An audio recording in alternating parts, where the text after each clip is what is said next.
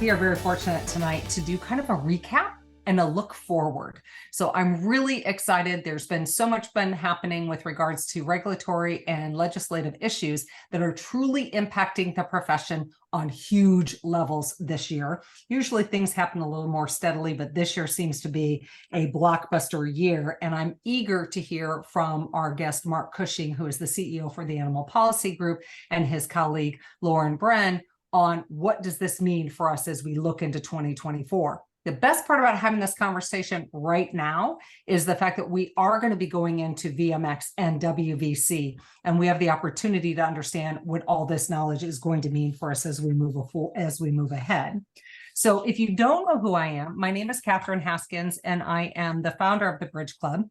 And over to, I don't know what side she is on my camera for you all, but we have Dr. Cheryl Good. She is our Chief Veterinary Officer, and she is also going to be part of this conversation this evening. And Dr. Pollack, good to see you in here. Really happy that you are here. We may have a smaller group, so folks, if you want to jump in and ask questions as we're going along, we certainly can. We do have some space for you as we're going forward. As I mentioned, this is our final conversation for 2023. Next year is going to be a bang up year for us, amazing year. So I'm really looking forward to it, but I want to make sure that we are able to end the year on a great note. And we brought back one of our favorite supporters of the Bridge Club, and also recent honoree as the Veterinary Innovation Summit Award winner, Mark Cushing, who's the CEO for the Animal Policy Group. So if we could do our favor and raise our glass, I think we're going to jump in first with our opening toast. Mark, I'm turning it over to you. So the toast has to go to somebody based in or near Chicago because of the National Lampoon Christmas Vacation that we all live by, which is in suburban Chicago. And she's done a pretty good job of the tradition, just looking behind her. So this is to Catherine and all she does with the Bridge Club. And of course, Cheryl, a good friend who's made it even more special. So cheers. Nice to see you all. Cheers. This is awesome. Yes, I've never been to the house. It's one of the things, or the Home Alone house. That's on my list. I'm going to totally be doing that. Okay, so I have been lucky enough to know Mark from the early part of his entrance into animal health. How many years have you been in animal health now? Since 2006, so 17. 2006. That's right. When I met you, 2006, 2008. Yeah. Ironically enough, it was on a legislative issue, and it had to do with microchipping. Right. And so I've known Mark and everything he's been building with the Animal Policy Group, but I sometimes don't know if people know what the Animal Policy Group is. So I'm wondering if we could do something that we haven't done in the past and have you step back just a little bit and explain what it is that you do, because you're the only company in existence that does what you do. Okay, so the Animal Policy Group, I'm an attorney and the only lawyer in the group. I'm joined tonight by Loren Breen, who's got a master's in public policy, University of Arizona, and one of a group of 9 that work with me, including Eleanor Green, that lots of you know, former dean at Texas A&M and now dean of a new emerging vet school, Lyon College in Arkansas. So I started in 2006. I got a phone call as a partner in a big DC law firm from Scott Campbell, the founder of Banfield, who was part of a coalition Banfield funded that had everybody that you know, AVMA, HSUS, groups that would never be in a coalition today were all part of a big group to try to address microchipping of pets, which was at a dismal 1 or 2% of American pets. It's not much ahead of that now, as it turns out, but I solved a problem in Congress, and it foolishly convinced people in the industry that I might know what I'm doing, I might be useful. And I didn't know where that would lead anywhere. And some might wish it didn't lead anywhere, but it did. So now we do 3 things. And what we'll do tonight that's relevant is we lobby, but we also track every day all 50 states and DC legislatures, governor's offices, vet med boards, and pharmacy boards on anything relating to animals, in particular pets, anything related to veterinarians, anything related to animal welfare. And then we've got a total of about 45 clients across industry. I'll leave them confidential. They can advertise themselves if they want, but we're across the pet sector. Every aspect of pet, if you made a pie chart, every slice of the pie we're involved with. And so we report and keep companies and organizations apprised of what's going on, mainly to be able to step in and help them lobby against or for something. I also have been lucky enough to be the person that gets new vet schools accredited. And we can talk a bit about that tonight. I'm pretty active right now on that. The ones that you might remember are Ross, Lincoln Memorial, University of Arizona, and UNAM from Mexico City. And then third thing we do is kind of industry issues across industry. So I helped start the Veterinary Innovation Council, which Cheryl was a key member of, as one of the leaders and ultimately president of NAVC. The Veterinary Virtual Care Association, Cheryl is also a founding board member. So I surround myself with smart people and other organizations. So that's what our group does. And everybody plays a different role. It used to just be me and one assistant. And now we're at a size and number, and the industry is complex enough that it keeps 9 of us busy. So I live out in Arizona, where my wife chairs anatomy at Mayo Clinic's med school here in Scottsdale, but we're all over the country. We were virtual before COVID, and we remain virtual. So there you go. That's us. I think it's an important piece, because since you are the only one that's really keeping your finger on the pulse, and I think it kind of leads us into, this next. And I'd love, before you answer the question, I gave my point of view of indicating that this is in fact the biggest year that we've ever had. Do you agree or disagree? If you look on your, oh, sorry, my camera loves to do this for me, so you're going to see these little bubbles pop up. But there are the symbols on the bottom. I'm curious, do you agree or disagree that this has been a big year legislative and regulatory for veterinary medicine, before we have Mark jump in on the actual point of view? So if you can, go ahead and insert those onto your screen. But Mark, jump in. Tell us what you're thinking for this year. Here's the measure I use. And most of you are scientists, so data is near and dear to you. We began the year, and this year, my team looked at 20,000 pieces of legislation, 20,000, okay? And that's because it involved in some manner veterinary industry, pet, animal welfare, something that everybody on this call has some connection to. And I can remember when that number was half that. And we ended up tracking and paying closest attention to about 300 pieces of legislation.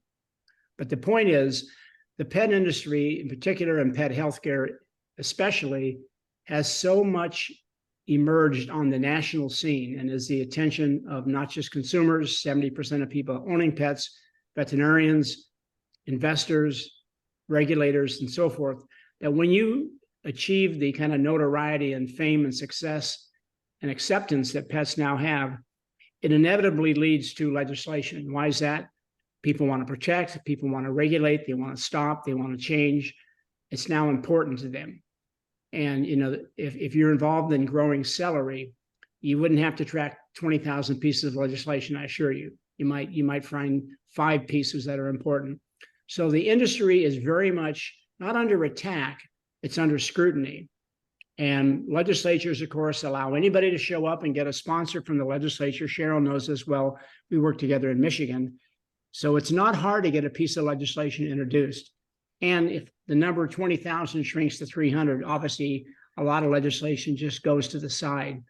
But the attention on the pet industry, compounded by what you're going to hear me talk about, my colleague Loren is going to talk more about what happened this year. I'm going to look ahead, and I'll give you one preview. Out of the top 10 issues we're going to see next year, 7 are tied to the shortage of veterinarians. And I'm happy to debate with anybody whether there's a shortage. But you know what? That's wasted time debating if there's a shortage. You just call practitioners and call pet owners.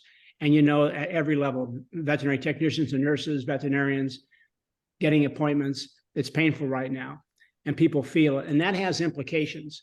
And so 7 of the 10 top issues that we're going to face next year are connected to the shortage. And I'll talk about that in a bit. But yes, it was a big year, Catherine. So we're happy to highlight it and give you some perspective on it. Before we jump real quick into, I am curious, when you say more scrutiny, is that because of I want to just dive in on the scrutiny piece. Is that because of the increased amount of pet ownership and the role pets play in our lives, or why is it? Yeah, it's increased pet ownership, the roles they play in our lives, and the difficulties people now face related to pets. Either people that don't want pets in certain parts of the world, their apartments that they live in, people that want vet care and can't get it, people that want low-income vet care somehow made a privilege that it's not enjoyed currently. So it's all those factors, Catherine. It's why right now, let me make an obvious prediction that I'm sure you'll all agree with. Guess which topic in America that we're not talking about is going to get a ton of legislative attention next year? It's going to be an absolute avalanche of AI legislation, right? If we had this meeting 2 years ago and I said, watch out, AI is coming on, it's going to be legislative go to A to Z, you'd say, what are you talking about? And I would have been wrong, right? Because it hadn't happened yet. But it happened, I swear to God, in the last month, but it happened certainly the last 6 months. And every state now is going to have legislation. The federal government's going to particularly have that. So to some extent, pets have become not celebrities in terms of movie stars and Taylor Swift at all, but pets are so central now. And it's so fundamentally different than when my generation, the baby boomers, first got involved. It's all changed. Pets have gone from accessories, fun, not that much involved in people's lives, to the center of families. They're not kids. They're better than kids. They're nicer than kids generally. My kids hate it when I say that. But the point is, that's the change, Catherine. So it's not a bad sign. It's actually, you're in the major leagues now. You're playing, pet, the world of pet now is a $145 to $150 billion business in America. That's a big business. And well, and now the legislators, they feel it because they have a pet in their home, and so they get it. 100%. Yeah. So I'm gonna turn this over to Cheryl, because I feel like if we're gonna have a conversation that has to deal with, kind of a specific issue, it seems that Cheryl should be the one to be kind of posing some of these questions. So I'm gonna turn on over to Cheryl. So the one that's really the nearest and dearest to my heart, and I feel like is one of the biggest regulatory and legislative efforts, is telemedicine, right? So give us kind of an overview of what's happened and maybe some insight into what this means going forward into next year. Thanks, Cheryl. And I'm very much involved, our group is, but we're involved on the side trying to advance telemedicine, basically trying to get telemedicine legalized so that you can use it if you want to start a relationship. And after 3 years at this, the landscape's very clear right now. You have, and this is objective, this isn't opinion. The AVMA and most state VMAs who typically follow the AVMA in their viewpoint on policy issues. I work in that field, so I track this. The AVMA and most state VMAs oppose telemedicine being allowed in terms of starting a relationship with a veterinarian, a VCPR. Okay, so in some states this year where the VMAs stepped in and the AVMA stepped in and there was no opposition, there was no organized opposition, laws got tightened. That has happened. And that's they want that, and they're entitled. It's a free democracy we have, and you can push whatever you want. However, in 2 states, where the Veterinary Virtual Care Association that Cheryl and I helped start, and most of the animal welfare groups in this country, not animal rights groups, but animal welfare groups, shelters and so forth, supported. In 2 states, something different happened. And that's really the lesson. And that's the tailwind heading into 2024. And what's that? In Arizona and California, both states passed telemedicine VCPR laws that have safeguards built in. The Veterinary Virtual Care Association supports safeguards. Here's what's important. The Republicans have a majority in both houses in Arizona, the Democrats do in California. Those 2 states add up to about 50 million people. Both states passed the telemedicine VCPR law with the AVMA hiring lobbyists and the state VMA hiring lobbyists. There was opposition. They passed the bills in committees and on the floor of the Houses and Senate almost unanimously. Now, understand what that means. Legislatures don't vote 110 to nothing for things other than naming a grade school or some wonderful person, just some sort of civic honor. You never see a unanimous vote on a policy issue, but in both California and Arizona, the vote was nearly unanimous. And it struck me, Cheryl knows this story, but what we found in both states, particularly with the help of the local humane societies and shelters in both states, the legislators, after about 1 minute, would say, you don't even need to talk to me about this. we can't get an appointment for our pet. My children can't get an appointment for their pet. Why wouldn't we use it? And the second thing they always say is, we've had it in human medicine and it works. My family uses it. I use it. Why wouldn't we for pets? And they never got an answer that was remotely persuasive. So I can't tell you, if I'd sat here a year ago and predicted both those states would have passed this almost unanimously, Catherine would have laughed at me and said, "Come on, Mark, you've had a little too much Pinot tonight. Let's slow down on the wine."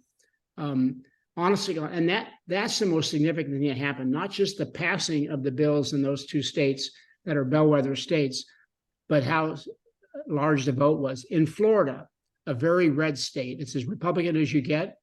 You know what the vote was in the House to support telemedicine VCPR? 109 to nothing. Oh, wow. 109 to 0.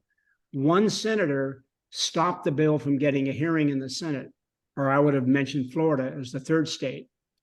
And we're not done there yet. So the point is, and this is when common sense and kind of common human experience, way more than lobbying, takes over, where people just say in their own lives, and that's what legislators said. Yeah, why wouldn't we use this?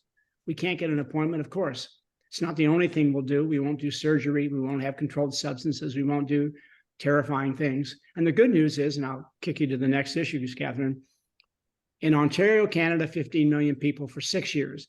In 19 states during COVID, when it was allowed, not a single complaint's been filed with one veterinary medical board, not one, that any pet was injured, harmed, or killed by telemedicine. So all the threats and the projections of great harm and suffering and just, the downfall of American quality veterinary medicine, honestly, they're speculation. People may believe that in their hearts, but if you believe in data, there's no complaints showing that happened, because it just became a tool people use. So that was the biggest change, Catherine. And yes, there were states that went the other way, and it may take 6 years or 20 years for those states to care enough about it. And our organization doesn't have the kind of funding to go into every state and fight a battle. So the states that pass a bill slowing telemedicine down, we didn't even resist, because we just don't have the resources to do it. But the states that we went into had the experience I just mentioned. So it changed. This was a big year when 50 million people now have VCPR through telemedicine. And by the way, it's real-time video. It's not by email or by message, text, or just by a phone call. It's got to be with video. So the veterinarian, the pet owner has to consent to it. They have to sign electronic consent. It can't be a controlled substance. There's a limitation on how long the prescription can last for and be renewed. So I think that made legislators comfortable, Catherine. And I think that's the future we're going to see now, I'd predict. So, Mark, do you feel that next year is going to see more states go through this? It will, even if we didn't do anything. But yes, we'll be active, and for strategic reasons, I'm not going to lay out all the states we're working on. But the answer is yes, Catherine. And that you can look at almost any issue in America, particularly consumer issues, when one state, particularly a state the size of California or Arizona, when they start to move, then people notice it. And so it's usually population based then, Mark? Is it like if a big state, or like, California, or like New York, or if so is that the big trigger, or is it, I'm just curious. It has a big impact but where you live, the VMA went in and passed a bill to tighten it up in Illinois. Illinois shut it down this year. We didn't have any funding to go into Illinois. So the AVMA is based there, and the Illinois VMA, was in line with the AVMA's position. And we've known that. So we go where we can, but where we choose tend to be high impact states. And what happens, I'm just saying, it's just sort of common sense. People look and go, so a lot of blue states now are going to look and say, well, California pretty much passed this unanimously. They must have known something. The VMA opposed it. The Vet Med Board opposed it. Guess what? They ended up supporting it. And the AVMA opposed it. The VMA ended up going neutral on it. So things changed, but that's what happened with telemedicine. So I'd love to tell people the issue and the debate's over, because you're all tired of it, I'm sure. But I do want to, if they have any questions, so we'll put this one to bed, but I just want to make sure as a group, since we've got a nice small group here, does anyone have any specific questions for Mark just on telemedicine, because we're going to go through, we've got Yeah. Loren joining us next on a whole slew of stuff, but I want to make sure any specific questions just on the telemedicine, the progress that they've made. And you can unmute yourself. Elliot, go for it. Yes, hey everyone. So it's not directly telemedicine, so just tell me if you'd rather push this to a little bit later. But Mark, you mentioned prescribing and controlled substances, and that's the subject most near and dear to my heart. I've been working for a few years to bring electronic prescribing to our industry, and we're getting closer, and I think this next year is going to be a big one for us and changes on that front. But it was funny, I just got contacted from the Attorney General's office of Illinois because they were kind of doing some research on how long should veterinarians be exempted from the requirement for electronic prescribing. And I've talked to a number of state legislature representatives and Attorney General's office about that exact issue. So interested to hear if you have any perspective on that. Good question. Good question. So we've been involved in that legislation for 7-8 years, as you know. It's and the veterinary and we represent major practices. So just full disclosure here, I'm not a nonprofit public policy institute. Okay, so without disclosing the names, big practices have been a part of our life. The issue has been practices not having the software, and we can debate this, but I don't want to tonight. But you know the issue. Veterinarians have said we didn't cause the opioid crisis. We're a sliver of the problem of opioid abuse. Therefore, legislators, when you're going after human medicine, leave us alone, right? And that's allowed some exemptions to some extent across the board on reporting requirements. But e-prescribing is different, right? I mean, e-prescribing basically recognizes the reality, that people go to Walgreens, they go to Walmart, they go to not Rite Aid for much longer, but they go where they go, to get medications for themselves, make it easy and have e-prescribing so they can pick up pet medication. It's a different issue, but it kind of gets merged into that, Elliot, right? So what happens is that legislators are open to saying vets are different. So we'll exempt them. I think, 10 years ago, we fought fairness to pet owners in Congress, which was an attempt people felt to have the electronic and internet pharmacies shut down or take over the world, whichever side you were on. I think inevitably you're going to win. Your side wins. I think if you're promoting it, the argument that somehow vets shouldn't accommodate consumer convenience and needs and buying practices of going directly to pharmacies to get all their needs met, I think you'll win. So my guess is every year the number of states that say there's no reason to exempt vets will increase, and you'll be a happy. Your company will feel like the marketplace is changing. But the nature of the opposition, the trouble is that's an issue that most politicians just don't care about, right? They just don't care about. So they go, well, how's the VMA feel? And most VMAs step up and say, vets aren't ready for it yet. Don't make it mandatory.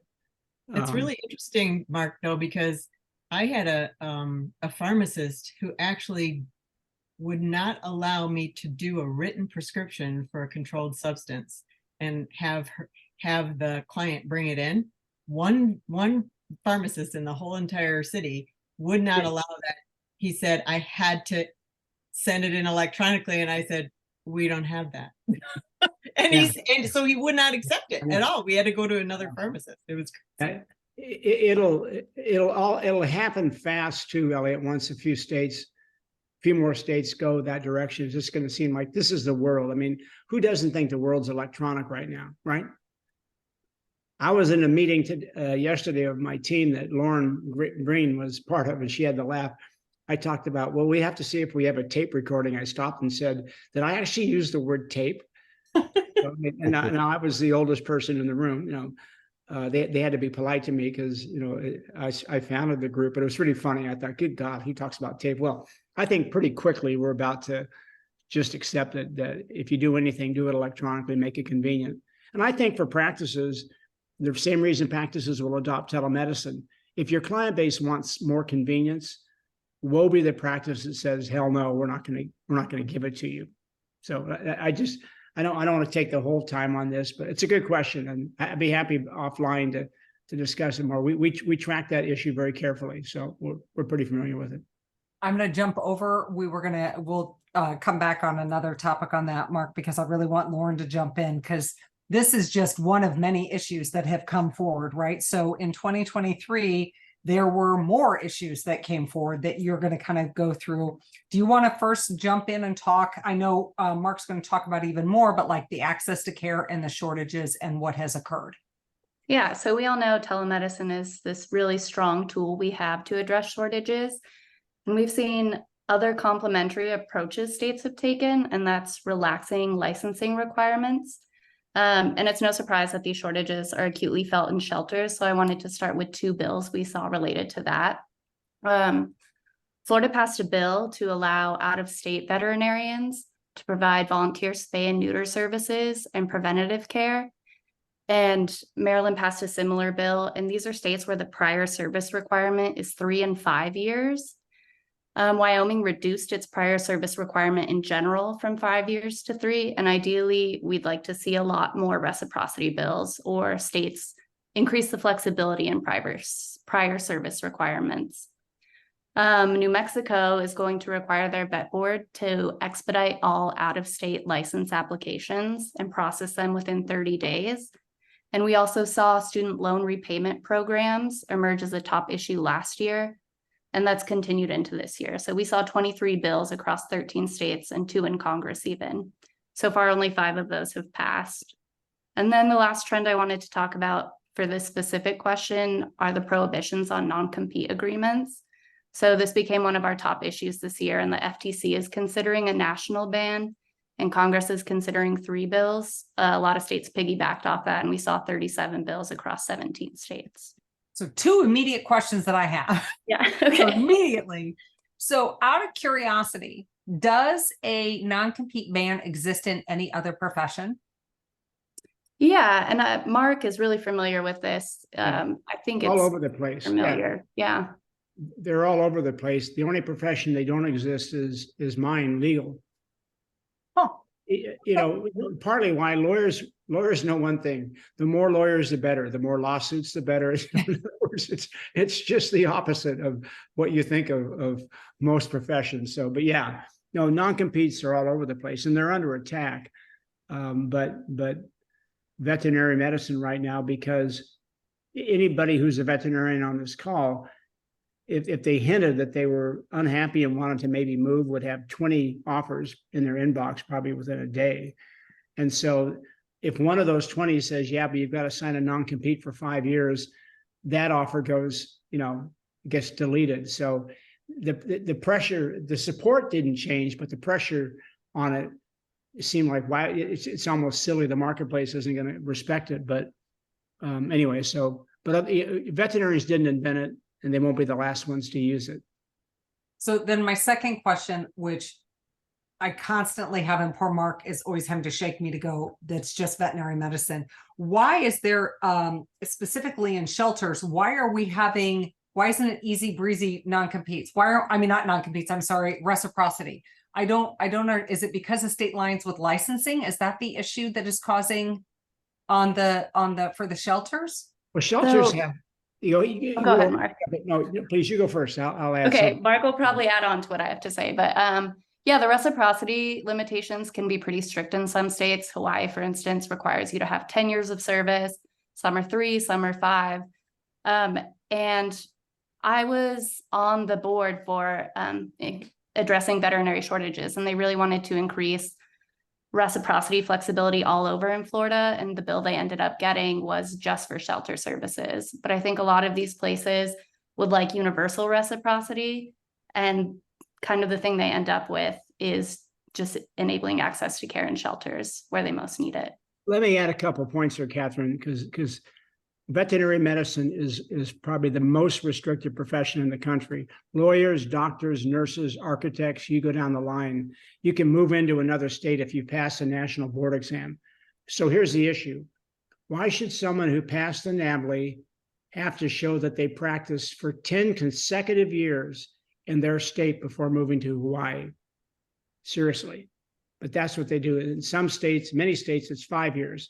If you took a year off to have a child and took a longer maternity leave and helped raise the first year of the child, you'd have to start over. And you can't make an argument that that's in any way protecting pets and people in that state. Honestly, there's one argument: veterinarians don't want competition. Because if that was true, if the argument was if you took a break, we better watch out. Then in your own state, if Cheryl in Michigan, if she had practiced for 2 years, decided to spend the next 3 months full-time watching her son's football team in Ohio, and came back, if somebody heard that, they could report her and say, I bet she's lost some of her knowledge. She probably doesn't remember how a giraffe skeleton works. So make her take the Navli again. Of course, nobody do that. But so I think in other professions, it's gone away. Shelters are at the worst spot, though. Why? They can't pay. The new average starting salary is $140,000. Hooray for veterinary students. Shelters they're not half of that price, what they can offer. So they have to find any way possible, Catherine, to get veterinary care. And they went to the Florida legislature and said, we've got to do responsible spays and neuters, and we don't have the staff to do it. So help us out. If somebody will come down from Georgia or wants to take a vacation in Orlando and help us out for 2 months or 2 weeks, let them do it. I'm just surprised you two don't pull your hair out all the time of like the barriers that you run into, but okay. So let's go through, Loren, if we can dive into, because one of my biggest passions are veterinary technicians. And so can you kind of share with us what's going on with veterinary technicians? Has there been movement for them this year in helping them? So I really want to make sure we're addressing technicians. Yeah, well, 2 impactful bills are also related to VCPRs. So Arkansas created a veterinary technician specialist, and they can establish a temporary VCPR. Originally, they were allowed to prescribe and dispense medication, but this was amended out. However, they will be able to administer and dispense controlled substances if the DEA grants that authority. California also passed a bill that will allow vet techs to establish the VCPR. And this is for the purpose of administering certain vaccines, and it can happen in clinic or at a remote location.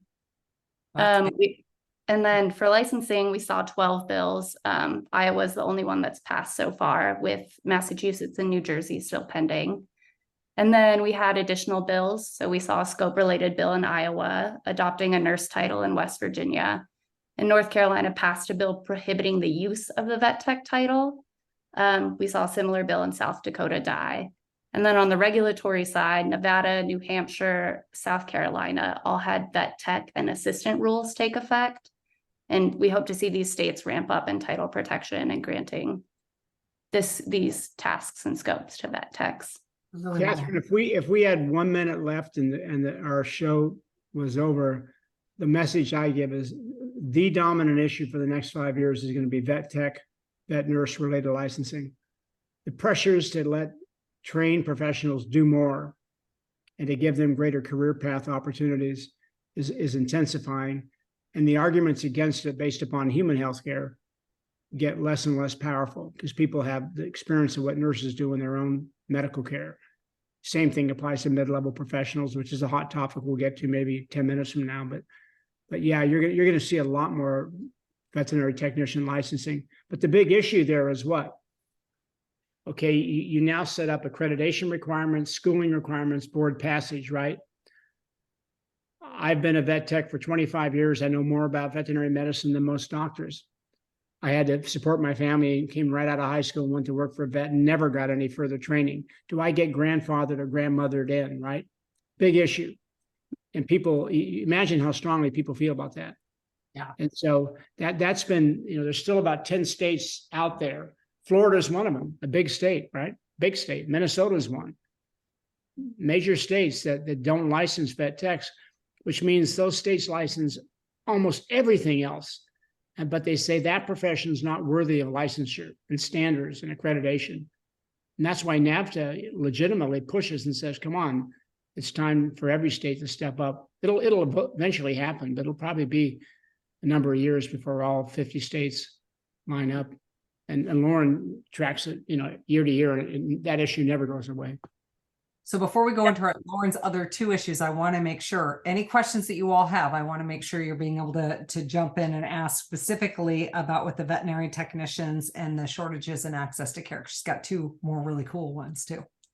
So I was just going to add, I am a certified veterinary technician from Minnesota, and I have been working on trying to get vet techs added and defined into our state's Practice Act since 2006. So I've been working on this for many years. I'm happy to say that last year we moved forward in the Senate, and this year we are hoping to get our bill heard in the House. We really are just trying to get definitions in there, and our scope of practice, we only related it to supervisory so that we are going to allow a licensed veterinary technician to be in visual or audible range of any work being performed to free up the veterinarian's time, so that the licensed vet tech could be supervising a non-licensed individual. And we're also trying to add a definition for remote supervision to allow a licensed vet tech to go out on a farm visit or to a small animal client's home to do some work as long as they're in contact with the veterinarian. So Kim, do you know Sam Geiling? yes, I do. Yeah. So she works for us now. So we've got the benefit. Sam got vet tech's license in Hawaii. She's moved back home to Minnesota, where she's from, and so I know she knows you, and she's proud of the work you do. But you know, it's interesting that veterinary medicine spends even a minute questioning how well nurses, how well PAs, and how well nurse practitioners over 60 years now, 3 generations, have helped human healthcare. But there's still the sense in veterinary medicine, oh my God, even your point about being within hearing range on some of the issues is so dismissive of the quality of education and training and of the VTNE, the board exam. People forget that licensed vet techs take a board exam just like veterinarians do. It's a national board exam. You know, they don't just walk in and say, "Hey, I love animals. Can I go in there and draw blood and suture something?" So it's an interesting debate, and the profession ties itself up in knots, honestly, on this question. And they do it, I think, sadly, thinking they're protecting veterinarians, claiming to be protecting the public. But find me a public pet owner that doesn't have nurses and nurse practitioners and PAs in their life. My wife works and chairs programs at Mayo Clinic. I just had neck surgery. You know who my consultations are with after my neck surgery? A PA and a DNP at Mayo. I don't tell them, bring me an MD. I'm like, thank you. Good to see you. Tell me what I'm supposed to do and not do. I hate to be personal about it, but this debate, Catherine, this is going to be the issue for 5 years, not just mid-level, but what we allow licensed and credentialed vet techs to do, or getting them licensed in a state like Minnesota, which has Mayo Clinic in Rochester. You'd think on the human side that might teach people a bit, but it's a passionate debate. I love this topic because I do think they can be doing a whole heck of a lot more. So I'm going to help Loren. Loren, I promise I'm not going to keep interrupting you, but one of the topics that we kind of, you had mentioned that we were going to cover is the legal status of pets. I actually had no idea this was even being discussed by anybody. I figured it was a done deal. So tell us what's going on there. Okay, so we actually saw a spike of this last year. We only saw a few measures this year, but by no means is it going away. But non-economic damages. So Massachusetts introduced a formal NED bill, and it has a $30,000 cap and no veterinary exemption. While New York introduced a bill directing courts to consider the emotional bond we have with pets when considering damages. Both of these were introduced in previous sessions, so we'll keep seeing them again. Those are pending, but North Dakota did pass a bill clarifying that animals cannot be granted personhood rights. So that one goes in kind of the opposite direction. And then bills that are NED adjacent, Connecticut, Florida, Illinois, New Jersey, and New York considered bills allowing an advocate to represent an animal in certain cases. So what does that mean? What does that mean when they say advocate in certain cases? So in all cases, pretty much, pets are considered property, and these NED measures are aiming at giving them more personhood rights. I know Mark is really involved on this topic, so I know he wants to jump in. It's a great topic. And those examples of an advocate is like divorce proceedings and custody proceedings.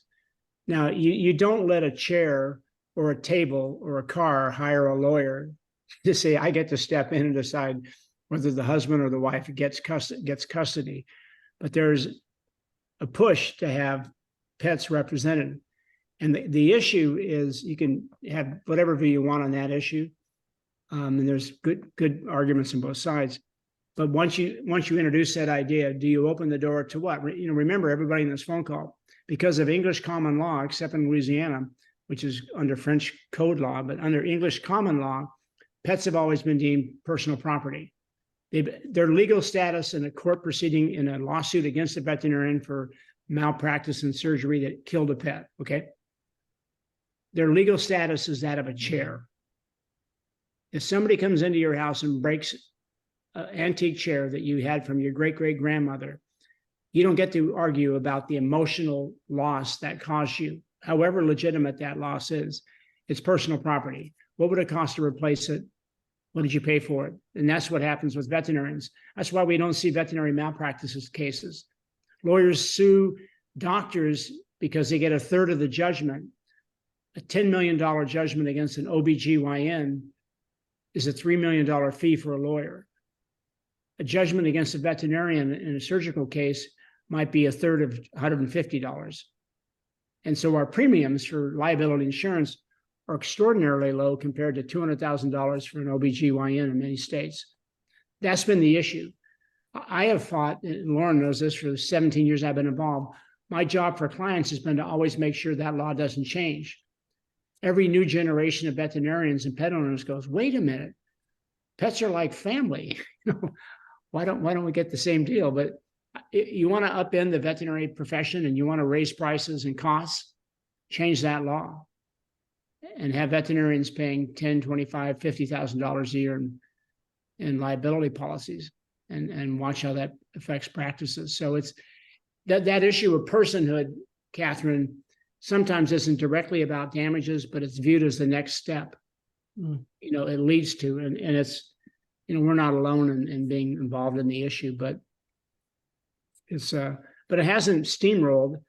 And very liberal states, very blue states have supported that law. California, New Jersey, New York. So it's not limited to red states. So Jeff, did you have a question from before? Yeah, I wanted to ask Kim in her talk about CVTs, I think in California, in Minnesota. Who's the opposition? You've been working on this since 2006. Has it changed? And who's fighting you?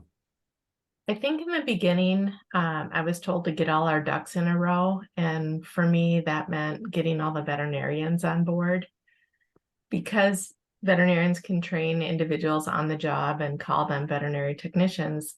There was a lot of DVMs that didn't want to have that limitation, or fear that they would have to hire a licensed vet tech. And if they were in outstate Minnesota, they might not be able to attract someone. And therefore that would hinder their veterinary business. So we are proposing to make this licensure optional so that you don't have to become licensed if you don't want to. And there's no scope of practice as far as what procedures can and cannot be performed. So it's kind of our baby step just to get in the door and get us defined and have title protection at this point. And now it's just a matter of getting the legislators on board. So what we've heard from a lot of the Republicans is they don't want more regulation. But we have worked with our Animal Humane Society. They had some concerns as well. And we worked together to write this bill so that we now have support by both our Veterinary Medical Association. The Board of Veterinary Medicine has been working with us. So I feel like now we have very strong support from all the stakeholders. And that's what I feel like is finally allowing us to move forward. So your VMA and your Veterinary Board of Examiners are supportive. Correct. Yep. But it didn't start out that way. It never does. Sadly. Okay, because we are, and I know Mark has to bow out a few seconds early. So this is the cool part, right? So Mark, this is your opportunity to kind of tell us, there's obviously so much we could talk about. We could go like hours on this. I've just been so excited that everything Loren's been sharing. I just want to ask more and more questions about. So let's talk about 2024. You know, we're right around the corner. What's coming? You said there are 7 of the issues are going to be dealing, you know, specifically with the scarcity. So let's go. You're on. Okay, thanks. And you know, everybody's got a day job, so we don't expect people to wake up in the morning and check for legislative updates. But it's important to have programs like tonight where people get a sense of what's happening, because states are laboratories, right? You know, people hear about Congress all day long, but in reality, veterinary medicine and animals, other than food animals, pets and veterinarians are regulated at the state level. And all 50 states plus DC feel completely free and righteous to do what they want, regardless of what the next door state does. At the same time, they learn from the next door state. It continually shocks me, Kim, that Minnesota, a very progressive state with extensive human medical, plus drug companies up there. You know, I'm not sure any state's more represented in the human healthcare context in Minnesota, but they have a view of licensing the veterinary version of nurses as somehow a danger. You got to watch out for that. Don't do that. I'll just throw that little ad hominem. So I've got a top 10 list of bills I think we're going to see this year across the states, and 7 of them, I'll just start with the 7, are connected to the shortage of professionals. One is the continued push for vet tech licensure. I'm happy to see it. You're going to see NAVTA and others push in all the states that don't license vets down to about 10 vet techs to finish that job. You're going to see continued legislation in telemedicine. You can be sure of that. There'll be some effort by states to go in, and the VMA and AVMA will push to have it shut down or locked up. And that may happen as it did in some states this year, but there'll be states that open this up and continue the kind of momentum. You're going to see mid-level practitioners come back. It was stopped in Colorado due to one legislator who was a veterinarian that chaired a particular committee. And the AVMA and the state VMA in Colorado opposed mid-level practitioners. Colorado State, by all accounts, the number 2 vet school in the country, supports it. But it's a big battle, and it's not going to go away. The fourth one is expanded vet tech privileges. Great opportunity here. You're going to see states one by one try to add more things that a credentialed vet tech could do in a practice. Just expand what they can do. There's a lot of things vet techs can do that a lot of practices don't realize they can do. Let me throw one out. No state prohibits a vet tech from having a separate appointment. In every single state, you could have an appointment with a vet tech who could give very expert advice to a pet owner about how to take care of their pet. They just can't diagnose an issue. They can't give you a prognosis of a condition, can't write a prescription, can't do surgery. Tremendous freedom there. You don't need any legislation, but there's going to be more and more of a push to just let vet techs or vet nurses do more things. And there'll be battles like in Minnesota, you know, Kim, that you'll think, why does anybody fight this? But you'll see it. You're going to see a bigger push for pet-friendly housing. Believe it or not, the number one reason people relinquish their pets in America is due to the fact they can't have a pet where they live. It's sad. It's surprising. All the evidence supports that people that have apartments that let you have pets do better, rent their places faster for more money. People stay longer, but people still have the sense that pets, they did a study that found out that, you know who does a lot more damage to an apartment than a pet? College students. If you got a choice between a Great Dane and 2 sophomores at the University of Minnesota, Kim, take the Great Dane every time if you don't want to worry about it. Veterinary student loan repayment that Loren talked about, those are typically targeted in states towards people going back to rural locations. And as we all know, there's a general sense that we just have always had too few vets in rural communities. Non-competes are going to continue to be an issue. Those are, if you added them up, I'm going fast, or 7. The three that are not, one of which Dr. Pollard and I share a client and do a lot of work on, and it's good to see you, Jeff, is CBD. And a continued uncertainty on people's part about, can we use CBD, for example, in place of gabapentin, to calm a pet down on an 8-hour car ride from New Jersey down to Florida, kind of a situation. California's taken the most steps where Dr. Pollard is based. I think you're going to see states, because the FDA is still not willing to really take a firm stand, step in the breach there.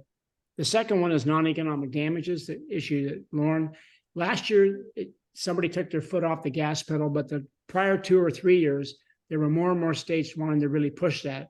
And it was often the case of a wealthy pet owner whose pet sadly was killed in surgery that may or may not have been negligent. I don't have an opinion because I didn't handle the case. And they go to the legislatures and say, I want the same rights that I'd have if my child had the same experience. So that issue is not going away. And the last one is veterinarians' obligation to report behavior to a state health board with respect to opioids, right? Advising them of every person that you prescribed an opioid for, so that the state system could determine, is this person a chronic abuser? And that's the case in human medicine now increasingly. And Elliot, kind of back to your issue, veterinary medical associations and the industry has successfully said, we're not set up to do that. Don't impose that burden on us prescribing medications for pets that come under our care. So I think those issues, which is a combination of pharmaceutical, in 2 cases, CBD, and reporting non-economic damages, but the rest have something to do with the shortage and just trying to allow more people to do more things.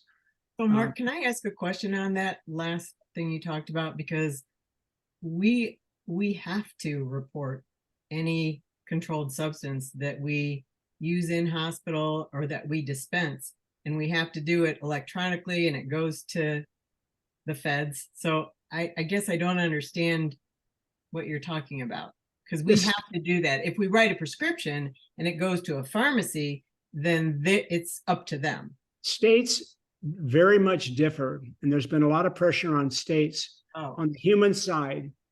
They have much more extensive reporting, including, letting them know that Mark Cushing showed up with his dog Louie and wanted a certain controlled substance, and they want to be able to check and see if 4 other veterinarians reported the same thing in the last 2 weeks, which is a pretty good sign that Mark Cushing's probably getting the drug for other reasons than his dog, right? So it's a Michigan thing. It's not a every state thing. Yeah. So yeah, I mean, there's basic federal laws, but there's states have been pushed, and they typically are the states that have had huge opioid crises, and attention. And the veterinarians have always argued, we're not set up with the software to do it. We're not the problem, so don't make us take on that cost. And I'm not diminishing or dismissing that argument, but that's kind of been the debate. And then you'll have a headline where it's a veterinary incident, and that state will get pretty excited about it. There's been some activity in New England, but it hasn't. We're about the 6th year of the vets get exempted, and I can't imagine that that's going to continue forever. We have about 2 minutes of any final questions, because we always try to be really cognizant of your time and your ability to join us as well. Any final questions for Mark? First of all, I just have to thank both Loren and Mark. Every time they come, every time we have a conversation with them, my mind is reeling, and thank God they're the ones watching these legislative issues, because he's right. I can't even follow up with TikTok all the time, so I can't even imagine being able to follow up on all this. So from that perspective, any questions or comments? Don't be afraid. Awesome. Mark and Loren, you totally did your job. So we're going to get Mark out of here because I know he needs to, but I am going to have us raise our glass first and foremost to thank Mark and Loren for being here tonight. I also want to take a personal thank you for all the support that you guys have given the Bridge Club over the last couple of years. As I mentioned before, 2024 is going to be a stellar year for us. We're going to be doing some amazing things. And our primary goal and all we do is to elevate this profession. And it's because of you coming to our events like this and our live events at conferences that makes that possible. So I want to leave each of you with a huge thank you tonight to Mark and to Loren. Mark has been a support of ours from the very beginning. And I can honestly say, I love this man. He's a wonderful human being and is doing incredible things for this profession. But I am going to have us raise our glass. So the new year stands before us like a chapter in a book. Mark probably has another one that he's about ready to write, to be written. Enjoy the holidays, everybody, and we will see you in 2024. So cheers to everybody. Happy New Year. Okay, Mark, you can go. He had to go. So Loren, thank you. And William, thank you. I hope we did better this time, William, from last time. And Kim, so glad to see you. Elliot, thanks for joining. Thomas, Deborah, Joe, and JC, you guys really appreciate everyone coming. All of this is going to be, Mark actually has some amazing quotes that I'm going to be making sure we pull out for each one of you, but you'll get the podcast and you'll also get the video as well. And if there's any additional resources that you need from us, always, the Bridge Club is here for you. If you need anything, use us, abuse us. And I mean that in the most loving way. The only way we can build bridges if we reach out to one another. So all of you have a great holiday and thanks so much for coming tonight.